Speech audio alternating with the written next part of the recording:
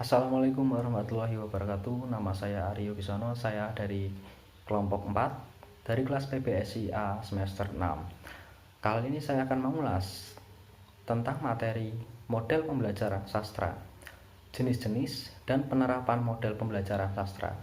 Yang pertama ada pembelajaran kooperatif atau cooperative learning. Pembelajaran kooperatif menurut Sofwan Amri merupakan model pengajaran sastra di mana siswa belajar dalam kelompok kecil yang memiliki tingkat kemampuan yang berbeda dalam menyelesaikan tugas kelompok. Setiap anggota saling bekerja sama dan membantu untuk memahami suatu bahan pembelajaran. Teknik pembelajaran kooperatif berdasarkan komponen dan penerapannya.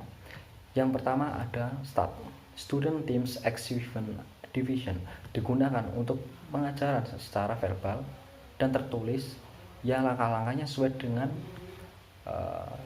yang saya akan sebutkan kali ini. Yang pertama, siswa dibagi menjadi kelompok-kelompok. Yang kedua, setiap anggota menggunakan lembar kerja akademik, kemudian saling membantu untuk menguasai bahan ajar melalui tanya jawab atau diskusi antar anggota lain. Kemudian, tiap minggu atau 2 minggu, guru mengevaluasi untuk mengetahui penguasaan materi yang telah diberikan. Kemudian, tiap siswa dan tim-tim diberikan skor atas penguasaan terhadap materi yang meraih prestasi tinggi diberi penghargaan. Yang kedua, ada pembelajaran jigsaw. Jigsaw ini digunakan untuk bertanya atau berpendapat. Digunakan untuk aspek berbicara. Pertama kali dikembangkan oleh Aransos dan kawan-kawan, adapun langkah-langkahnya akan saya sebutkan. Yang pertama, kelas dibagi menjadi beberapa tim atau kelompok dengan anggotanya 5-6, karakteristiknya heterogen. Yang kedua, bahan yang disajikan berbentuk teks. Tiap siswa bertanggung jawab mempelajarinya. Kemudian yang selanjutnya, setiap kelompok mempunyai tugas dan tanggung jawab mengkaji bagiannya. Bila berkumpul disebut kelompok pakar.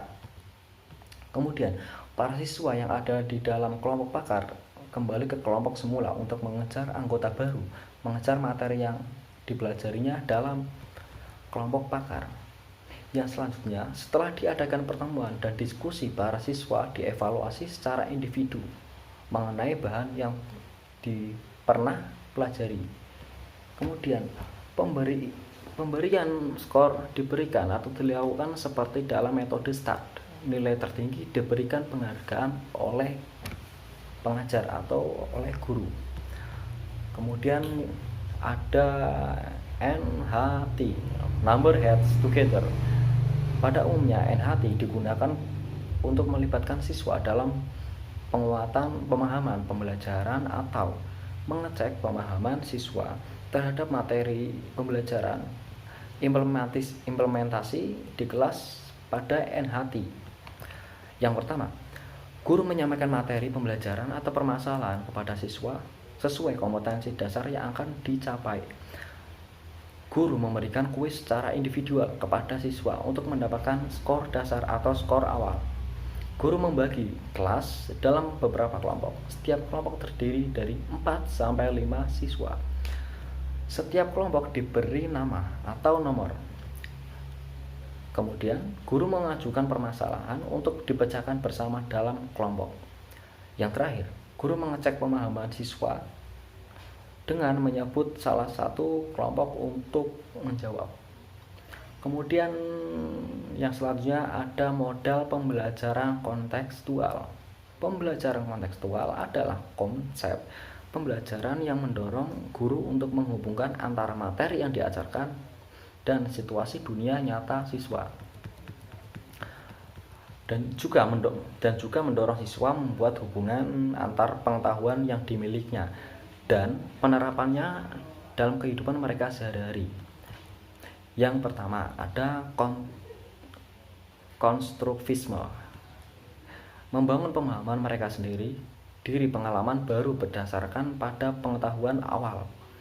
Pembelajaran harus dikemas menjadi proses mengkonstruksi, bukan menerima pengetahuan. Kemudian ada inquiry. Siswa belajar berpikir kritis. proses pemindahan dari pengamatan menjadi pemahaman. Kemudian ada questioning, bertanya. Kegiatan guru untuk mendorong, membimbing, dan menilai kemampuan berpikir siswa. Bagi siswa yang merupakan bagian penting dalam pembelajaran yang berbasis inquiry. Kemudian ada learning community, masyarakat belajar. Sekelompok orang yang terikat dalam kegiatan belajar. Bekerja sama dengan orang lain lebih baik daripada belajar sendiri. Tukar pengalaman, juga berbagi ide. Kemudian ada modeling, pemodelan. Pemodelan ini proses penampilan suatu contoh agar orang lain berpikir, bekerja, dan belajar. Kemudian ada refleksi, pembuatan jurnal, karya seni, diskusi kelompok, aplikasi di kelas dalam model pembelajaran kontekstual. Yang pertama, ada memilih tema, menentukan konsep-konsep yang dipelajari, menentukan kegiatan-kegiatan untuk menginvestigasi konsep-konsep terdaftar. Kemudian, menentukan mata pelajaran terkait dalam bentuk diagram.